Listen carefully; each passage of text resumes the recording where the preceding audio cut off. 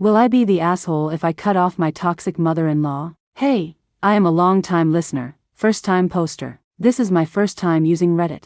I'm sorry for the long post, but I'm in need of some outside perspective. I, 26F, and my husband, 28M, had our first baby several months ago. We had been trying for 3 years, and when we were finally told it isn't possible, I have PCOS, we finally got our miracle baby boy. My mother-in-law, 48F, had been harassing us since we had been engaged, even after telling her that we can't have our own. She would constantly say, "I feel like I'm going to die before I meet my first grandchild." She has poor health, but it's her own doing. When we announced the news to my husband's family, they were all so excited. And then the judgment started. They were asking what kind of formula to buy and got mad when I said I was going to breastfeed because now no one else can feed and bond with him. How could you be so selfish to deny us this? Then my mill got upset when I told her I wanted my husband and my mother in the delivery room.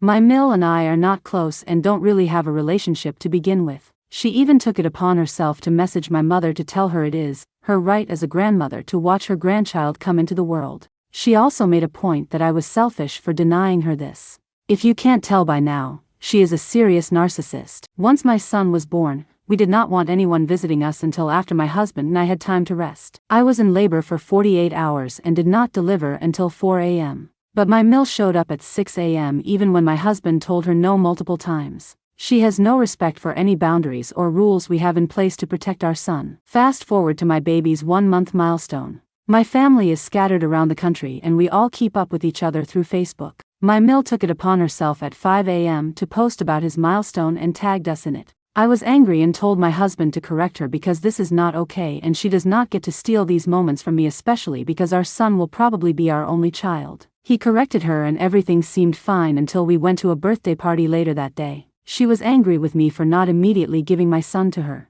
It was way more people than I was expecting to be there and I was not comfortable just handing him over. She went crying to Phil saying I told her she couldn't hold him at all. I told her in a little while she could hold him. Not that she couldn't hold him at all. Needless to say, we left early because they both were harping on my husband about it. When my maternity leave was coming to an end, she said she cannot wait to finally raise her baby the way that she wants while I go back to work. I burst that bubble and told her I was not going back to work. I also calmly told her he is my baby and my husband's baby. She has now taken to telling me where I am failing as a parent because I don't do things her way but rather the way I was raised. She also complains about never seeing him even though she sees him a minimum of twice a week. She posted in his 4-month milestone at 5 a.m. again and I told my husband I am done and no longer want her in my life or to have access to our son. He told me to let him handle it because she was not claiming him as her child, but I told him she is always doing things like this and is always calling him Junior or by my husband's name. I don't know if I am overreacting, but I just don't want someone in my life who cannot respect me as a mother or my boundaries.